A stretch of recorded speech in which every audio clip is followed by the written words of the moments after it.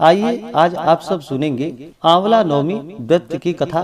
कार्तिक माह के शुक्ल पक्ष की नवमी तिथि के दिन जो कि आंवला नवमी का व्रत किया जाता है।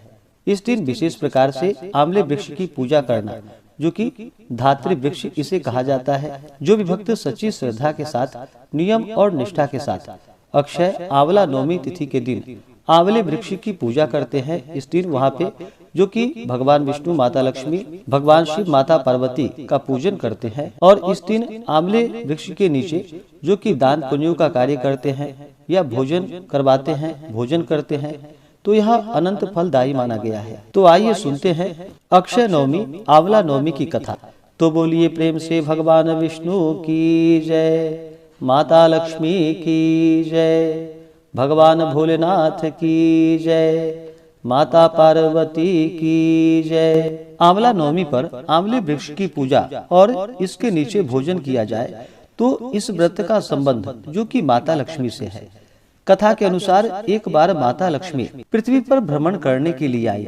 रास्ते में भगवान विष्णु एवं शिव की पूजा एक साथ करने की उनकी इच्छा हुई। ऐसे में माता लक्ष्मी ने सोचा कि किस तरह विष्णु और शिव की पूजा कैसे की जा सकती है। तभी उन्हें ख्याल आया कि तुलसी और बेल के गुण एक साथ आंवले में पाए जाते हैं। तुलसी श्री हरि विष्णु को अत्यंत प्रिय है और बेल भगवान भोलेनाथ को। अतः आंवले के वृक्ष को विष्णु और शिव का प्रतीक चिन्ह मानकर माता लक्ष्मी ने आंवले के वृक्ष की पूजा संपन्न की। जिस दिन पूजा की उस दिन कार्तिक मास शुक्ल पक्ष की नवमी तिथि थी और उसी दिन से इसे आंवला नवमी, अक्षय नवमी के नाम से जाना जाता है। माता लक्ष्मी की पूजा से प्रसन्न होकर भगवान विष्णु और भगवान शिव प्रकट हुए।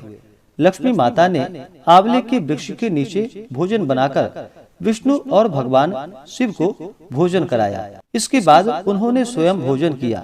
तभी से आंवले वृक्ष की यह पूजा की परंपरा चली आ रही है। एक और कथा के अनुसार जो कि एक राजा था, उसका प्रण था कि वह हर रोज 1.25 मन आंवला दान करके ही भोजन करता था। इससे उसका नाम आंवल्या राजा पड़ गया। एक दिन उसके बेटे और बहू ने सोचा कि राजा इतने सारे दान पुण्य जो कि रोजाना करते हैं, इस प्रकार तो एक दिन सारा खजाना ही खाली हो जाएगा। इसलिए बेटे ने राजा से कहा कि उसे इस तरह दान करना बंद कर देना चाहिए। बेटे की बात को सुनकर राजा बहुत दुखी हुआ और फिर राजा रानी महल छोड़कर बियाबान जंगल में जाकर बैठ गए।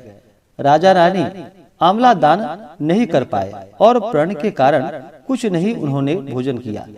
जब भूखे प्यासे 7 दिन हो गए तब भगवान ने सोचा कि यदि मैंने इसका प्रण नहीं रखा और इसका सत नहीं रखा तो विश्वास चला जाएगा।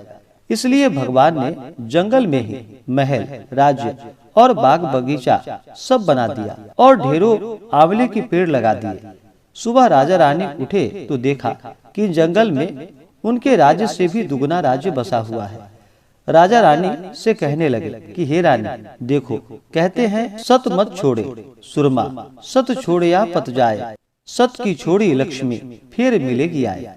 आओ नहा धोकर आंवले दान करे और भोजन करे। राजा रानी ने आंवले दान करके फिर भोजन किया और खुशी खुशी जंगल में रहने लगे। उधर आंवले वृक्ष का और दान पुण्यों का अपमान करके और अपने माता पिता से बुरा व्यवहार करने के कारण बहू बेटे के जो कि बुरे दिन आ गए। राज्य दुश्मनों ने छीन लिया।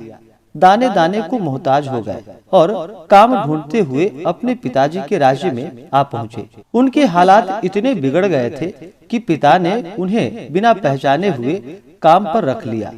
बेटे बहू सोच भी नहीं सकते थे कि उनके माता पिता इतने बड़े राज्य के मालिक भी हो सकते हैं। सो उन्होंने भी अपने माता पिता को नहीं पहचाना।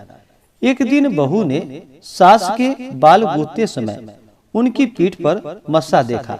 उसे यह सोचकर रोना आने लगा कि ऐसा मस्सा मेरी सास की भी थी।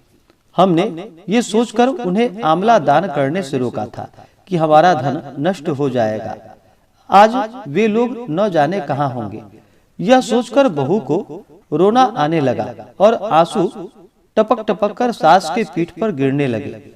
रानी ने तुरंत पलटकर देखा और पूछा कि तू क्यों रो रही है। उसने बताया, आपकी पीठ पर जैसा मस्सा मेरी सास की पीठ पर भी था। हमने उन्हें आंवले दान करने से मना कर दिया था, इसलिए वे घर छोड़कर कहीं चले गए। तब रानी ने उन्हें पहचान लिया और सारा हाल पूछा और अपना हाल भी बताया।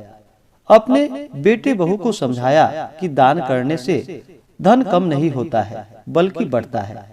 बेटे बहू भी अब सुख से राजा रानी के साथ रहने लगे। हे भगवान, जैसा राजा रानी का सत रखा वैसे सबका रखना। कहने वाले और सुनने वाले के सारे परिवार को सुखी रखना। तो बोलिए प्रेम से लक्ष्मी नारायण भगवान की जय, धात्री देवता की जय, भगवान भोलेनाथ माता पार्वती की जय।